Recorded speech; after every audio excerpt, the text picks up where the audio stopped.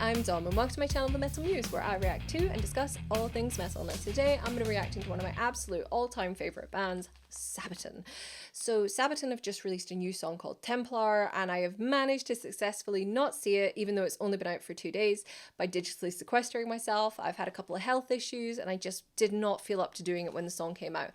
I actually don't feel up to doing it right now, but I'm on very strong painkillers and I just thought, let's do this because you know what? I can't wait any longer. I need to hear this song.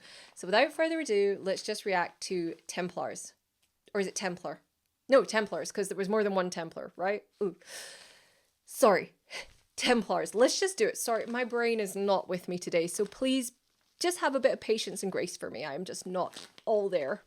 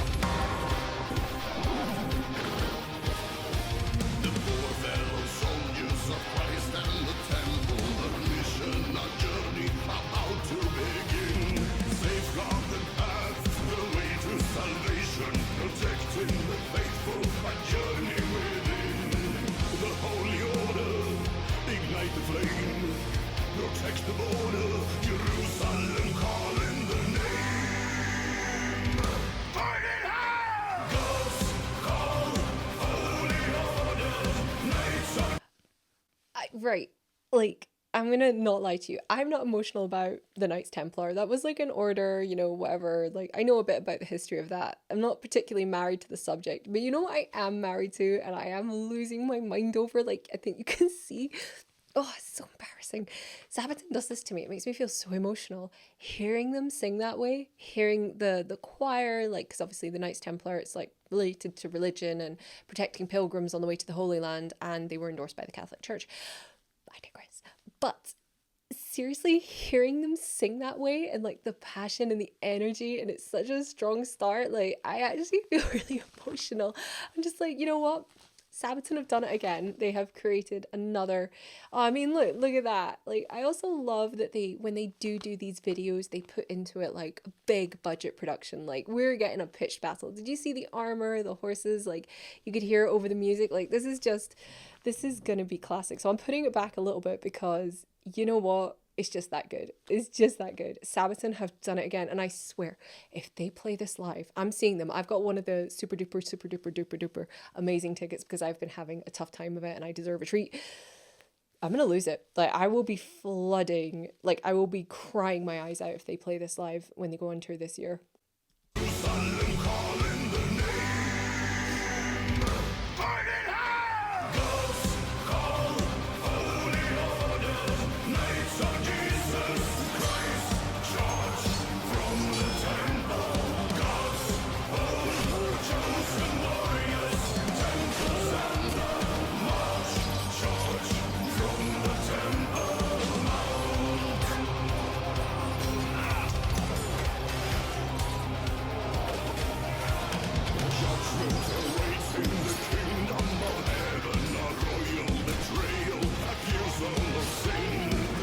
Can I just say as well, like, I'm loving the actual swordplay and stuff, because sometimes when bands do this in a music video, it can look terrible. It can look really embarrassing.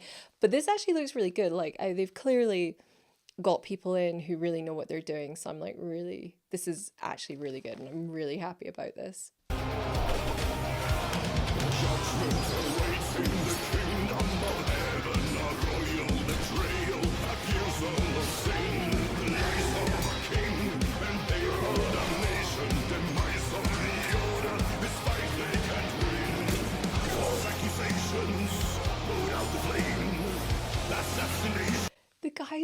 also with their hair and their beards, which is obviously very heavy metal and cool, they just looked perfect. They looked perfect in the armor and the Templar, get up. Like, I love this. And I've noticed, like, we're getting a bit of a history lesson in here as well. They're talking about the betrayal and stuff. And that's basically, they kind of just got stabbed in the back by Prince Philip IV of France. He had them accused of heresy, and like it was a very politically motivated sort of move because the Templars, from the time they were founded, they were like a charity, by the way. So from the time they were founded, like they gained a lot of power and influence, and just the times they were changing. So like in the 1300s, Philip the Fourth of France kind of turned against them, but also that was at that point the Catholic Church basically turned their back on them and betrayed them essentially.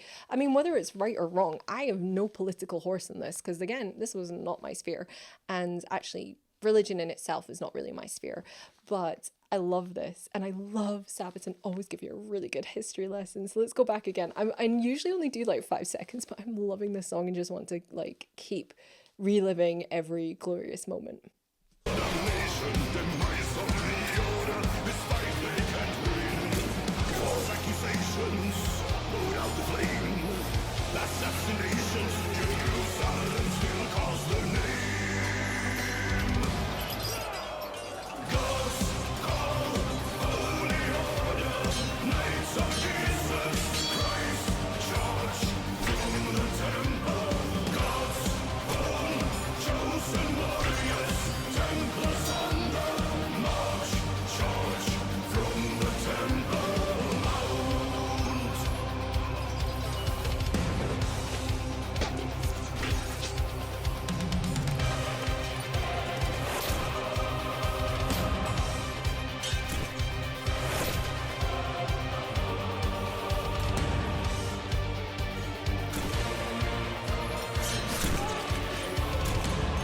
Do you know what I'm loving is they're definitely getting the gruesomeness of like medieval warfare across.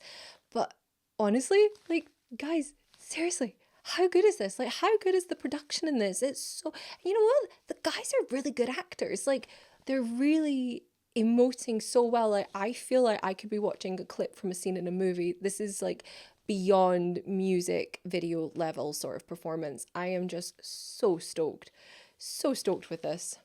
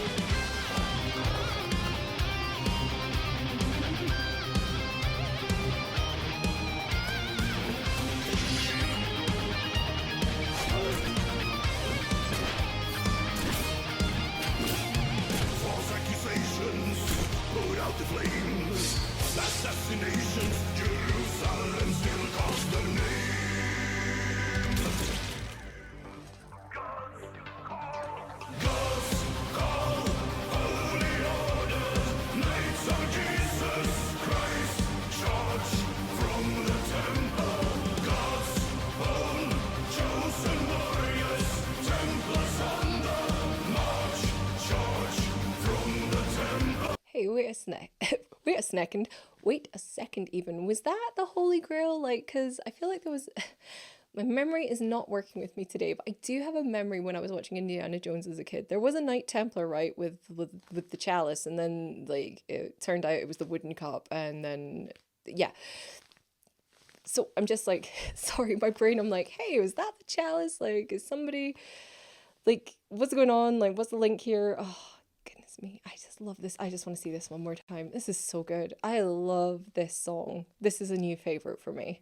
Knights of Jesus Christ, charge from the temple, God's own chosen warriors, Templars on the march, charge from the temple, God's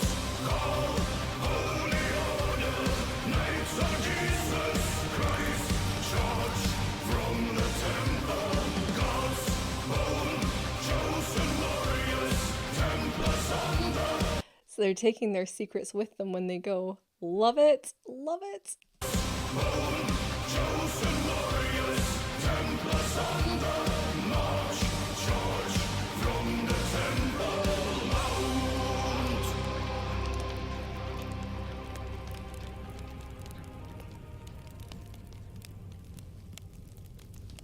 Ooh, oh, I want to read this. Legends say in the year 1307, King Philip IV of France is drowning in debt to the Templar order. At his wits' end, the king desperately dispatches letters of arrest, falsely accusing the knights of heresy and blasphemy. I told you. These orders were set to be executed on Friday the 13th of October. Is that why they say 13 is an unlucky number? Somebody tell me in the comments, because I always get really offended at that, because my birthday is on a 13, my grandmother is on a 13, and my mum is on a 13, so we're all 13s. Actually, she might be 14. Anyway, she can come join the 13 club, because I don't think we're bad luck charms, but then again, I'm sitting here with crutches by my side, so maybe I am. I don't know. Let's keep going. Right, I'm only actually going to focus in on this because I want to know where that was filmed. That was awesome. I don't usually sit through the credits. Oh, do you see that? The horse got a credit. Her name was Holly. She was a good girl. There we go. Filmed in Serbia. Okay. Okay, so for me, that song was a complete winner. I cannot think of anything negative to say about it. Or even the video. I loved it. I loved it so much. I thought the guys were great. I thought they performed like professionals. I thought whoever they had come in and do the stunt work, like in the stunt coordination, freaking genius. Everything was perfect about that. Everything was perfect about it. And I think Holly the horse did a great job. She was wonderful. And I loved it. And I loved that nod at the end to the Holy Grail. Because, yeah, it was, I remember now, it was Indiana Jones, wasn't it? And the Templar knew where the Holy Grail was and everyone was trying to get it. And, you know, I like that idea and I like that they had that in the movie. Maybe the guys are Indiana Jones fans or just like love all the kind of mythology, conspiracies and theories around the Knights Templar. Because, you know, even though there's no historical evidence for it, I bet you there's people in the comments going, how dare you, it's factual. Any recognized historical evidence for it, universally recognized. I still think it's like fun to think about these things and like theorize. And I've got nothing against like, you know, I've got nothing against like the Da Vinci Code and a bit of history, fantasy. The only time I ever get annoyed with stuff like that is when it perpetuates, you know, falsehoods or, you know, complete inaccuracy to the point of ludicrousy. Like, don't get me started on the other Boleyn girl. Don't. Like, I know it's fantasy, but at the same time, I have people quoting that at me as if it was a factual movie, and I'm like, it's don't have a stroke. Same with Braveheart. Don't ever start me on Braveheart, because I will lose my mind. You know, the Battle of Stirling Bridge was fought on a bridge and not on a field. No, I'm going to be the bigger person. Breathe in goodness, exhale historical inaccuracy, anger. But, and this is what I love about Sabaton. Sabaton are always, you know, they do such a duty of care to portraying the truth or accuracy. I love that about them. Like, I would never have a worry about letting somebody watch a Sabaton video and coming away, you know, with absolutely ludicrous timeline that could never exist. I really like that, and I think that's why this band appeals to me as much as it does. And I love the care and the effort they put into their storylines, to their costuming. It's just fabulous. Like, it's a band that really does actually care about its history, and that resonates wonderfully for me. And I tell you what, they play that live on this tour, I'm gonna lose my mind. And actually, I'm gonna lose my mind in general. There's so many songs that Sabaton do that are just so epic live. Like, I cried through Bismarck when I heard it live for the first time, and I've got some tickets. I kind of got myself like crazy expense. I can't even look in the camera. I'm just like, because it's so financially irresponsible of me, and I've been girl mathing it as hard as I can, and I still can't justify it except that it makes me happy. I got myself some crazy golden circle extra tickets because I was like, you know what? I don't want to be at the back, like struggling to see over 6'4" guys. I actually want to be at the front, not to get crushed or crowd surf or anything like that, but I just want to really enjoy it. And I actually almost wish it was a phone free thing. I just went to see Ghost and it was phone free. And I kid you not, it was actually the most amazing experience. Like, I'm a fan now of no phones at concerts, because being in the moment and not having people elbowing you in the face to get a shot, not having to watch your favorite performer through someone else's telephone was just great. But that's another hill I'm willing to not argue about in this video. I'll probably argue about it in my next Ghost reaction, because I really was a fan of it. Anyway, right, I digress. I'm losing the plot, so I'm gonna rein it back in and I'm gonna say, yeah. So anyway, I have a TikTok now. I also have an Instagram where you can find me. And of course, I've reinvigorated the blog. So I might actually go there and write some more coherent thoughts about this song. I'm certainly going to go there and write about my experience when I see Sabaton live this year. So anyway, until next time, you stay classy.